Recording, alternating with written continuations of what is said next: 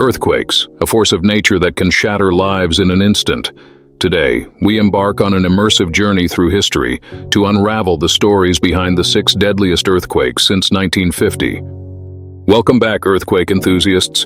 Get ready for an in-depth exploration of devastation and resilience. You're watching Time Tales Vault.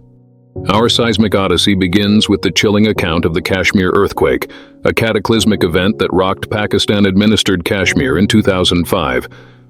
Magnitude 7.6 quake occurred on October 8, 2005, in the Pakistan-administered portion of the Kashmir region and the Northwest Frontier Province, NWFP of Pakistan.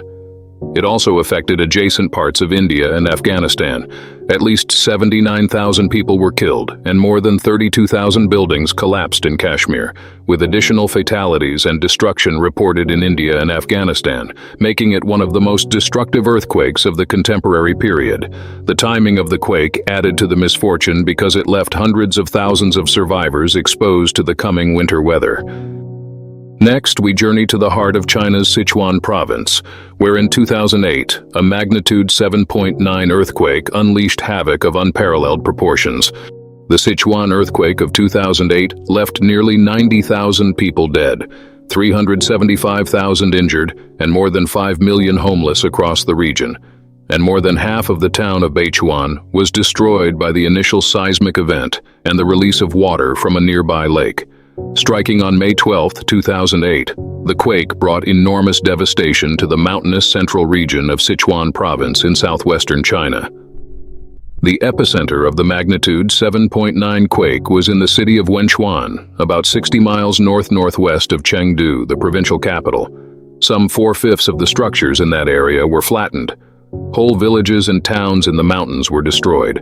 From the towering peaks of the Andes to the coastal towns of Peru, the Ancash earthquake of 1970 triggered deadly landslides and claimed the lives of approximately 70,000 souls.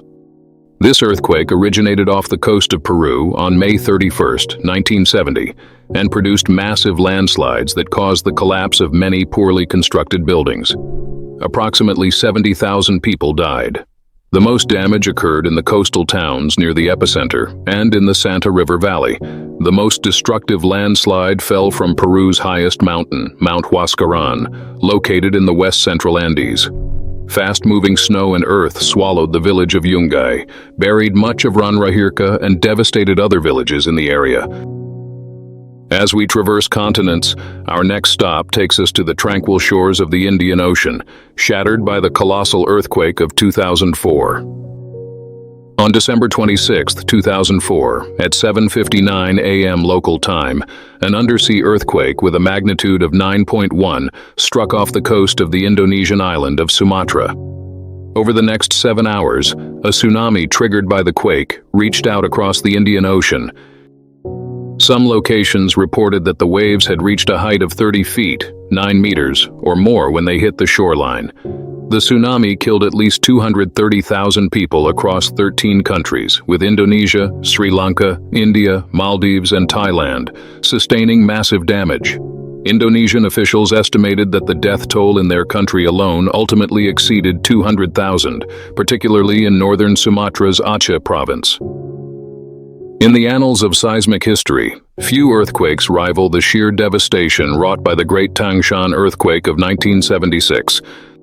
A magnitude of 7.5 and nearly razed the Chinese coal mining and industrial city of Tangshan, located about 68 miles, 110 kilometers, east of Beijing. The death toll, thought to be one of the largest in recorded history, was officially reported as 242,000 persons, but it may have been as high as 655,000.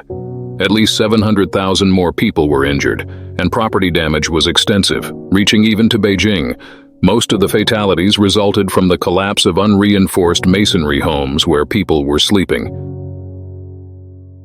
As we reflect on these seismic tragedies, let us not only honor the lives lost, but also pledge to stand united in the face of nature's fury.